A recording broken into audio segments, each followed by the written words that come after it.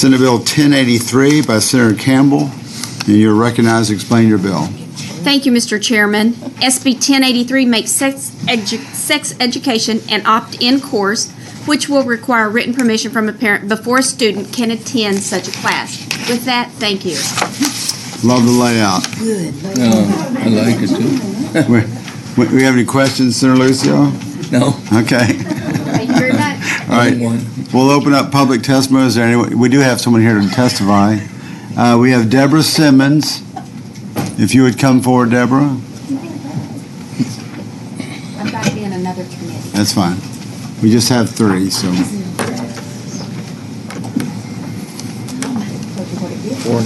4 now.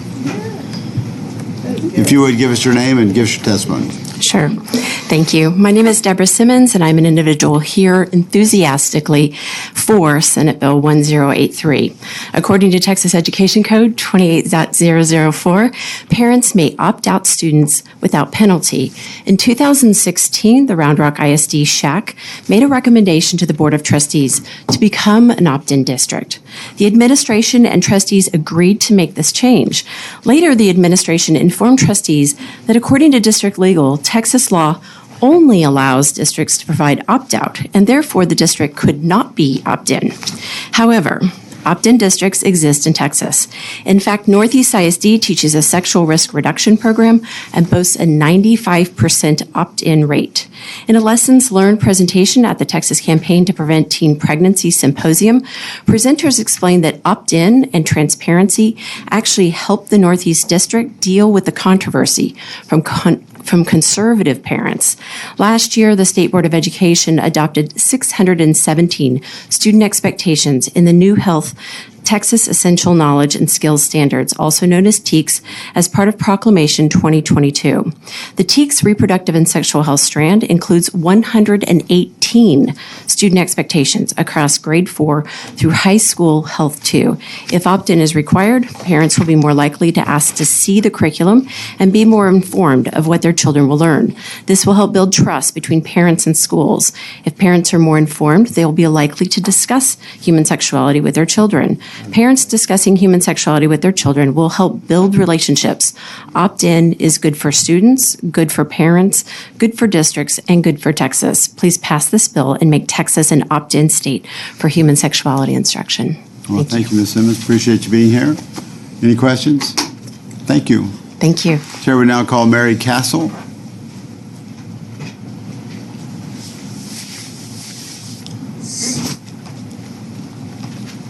Well, Mary, it's nice to have you back. Yeah. Good morning, Chairman Taylor and members of the committee. My name is Mary Elizabeth Castle, and I'm the Policy Advisor for Texas Values Action. And I'm testifying in favor of SB 1083. We would like to thank Senator Campbell for bringing this bill, as this is an issue that really resonates with parents across the state, regardless of what they actually want their children to learn in sex education. We do see that it is a party line issue and a political issue, as it was on the primary ballot this past election cycle. And I think it was about 90% of voters who wanted to have the opt-in form of sex education. Now, the opt-in form of sex education is very important. It gives parents the power to know what is in the education. As you know, many parents have papers coming home to them, sometimes in a folder, and a lot of things get lost. And one of those things that gets lost is the opt-out form for sex ed. However, we know that many other things in schools, like field trips or even other optional extracurricular programs, you actually have to give permission for your child to participate. And because of the nature of sex education, where it differs among family views and what is best for the child, we believe that an opt-in form gives parents more control over what they can see in the curriculum and more time to view the curriculum and decide if they want their child to participate. We've even seen students be given harder curriculum or alternative studies when their parents opt them out. So we also want the child to feel like they're not being punished because their parents did not want them to participate in sex ed. As you've heard in testimony that I've given before this committee before, there are different types of sex education out there that have been deemed, dangerous and have been deemed not healthy for children. And a lot of these parents did not know what was in the curriculum and were not given full access. But having the ability to actually opt in gives them more time to view the curriculum and more control over what their children learn. And with that, I testify in favor of the bill. All right, thank you. Senator Lucio has a question. Thank you for your testimony. As always, excellent. I'm sitting here, though, and you use the word children, and they are. We're talking about elementary school children, and then we have our middle school. In my area, with junior high school. What, in your discussions, has your organization felt would be the minimum age that children could get their parents' permission to have a sex education? Excuse me. Well, we know right now sex ed typically starts in 4th grade.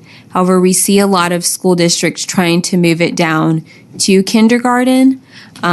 Even though the State Board of Education only has TEKS for this topic, 4th grade and up. And I believe the new TEKS actually really start in 5th grade. So, we wanted to be able to cover all grades, the opt-in, just in case if we do have those school districts that are trying to teach it earlier on. So you don't want anything in this legislation that would at least put a minimum on a grade level or age group that this could pertain to or affect? Yeah, I think it would be safe to not put a minimum age group because we are seeing some school districts teaching it even sooner than what even the State Board of Education has set TEKS for. Thank you. Thank you, Mr. Chairman. All right, any other questions? Thank you very much, Mary. Great, thank you. See you again. Jennifer Allman, I'm sorry.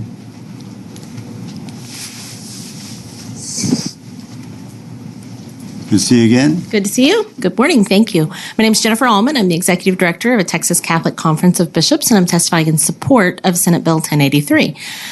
You've heard us say many times we believe parents are the primary educators of their children, and this bill absolutely respects that right of parents to make the decision on when and how and whom teaches their children about the fundamentally important aspect of sexuality and sex education.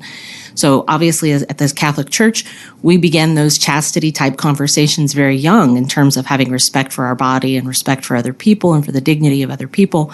And we want to make sure that that parents are the ones determining who has those conversations and, most importantly, the content of those conversations. So the opt-in procedure gives parents full information so that they can make that decision. So we strongly support this bill, and thank you for hearing it today. All right, thank you very much. Any questions? All right. David Walls.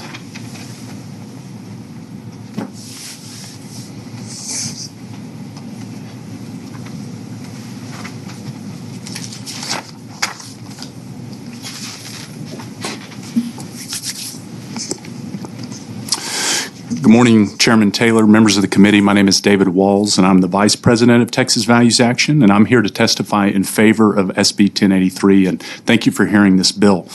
I'm again here today to speak also as a father of 3 children who have seen firsthand how far a local school district will go to keep parents in the dark about their sex education curriculum. My family lives within Austin ISD, which in 2019, over the outcry of parents, passed a radical sex education curriculum that would, among many troubling things, force elementary children to question their very foundation of who they are by encouraging them to question their biological sex. It inaccurately teaches that doctors, quote, assign at birth what sex a baby is, teaches children to challenge fellow students who may hold a biblical worldview on marriage and sexuality, introduced bizarre and unscientific teaching methods like the gingerbread person. In the lead up to passing this curriculum, I inquired about the opt-out process with school district officials at my son's school and was given confusing and contradictory information about how I could opt out my son. Austin ISD even informed parents that students who opted out would be given similar alternative curriculum that could not be reviewed and could not be opted out of. Austin ISD's curriculum and their disregard for parental rights ultimately led my family to pull our children out of Austin ISD schools. I'm strongly in favor of SB 1083 that would make sex education opt-in by requiring schools to request permission from parents. I believe this bill would help end confusion many parents, myself included, have experienced with the opt-out process and would empower parents that want to address sex education topics at home. SB 1083 is a simple, common-sense measure that the state of Texas can take to strengthen parental rights and safeguard Texas children. I encourage you to support the bill, and again, thank you for hearing it. All right, thank you. Any questions? Appreciate you being here, Dave. Oh, Sir Liz? Yeah, so just a quick question. Do you favor parents being able to do this in person or online? As far as reviewing the curriculum, No. Coming in to the school, visiting administrators, and viewing the curriculum could be done online, obviously, but actually signing a document that says I'm opting in or I don't want my child to have. Would that action take place in person or would it be online is what I'm asking.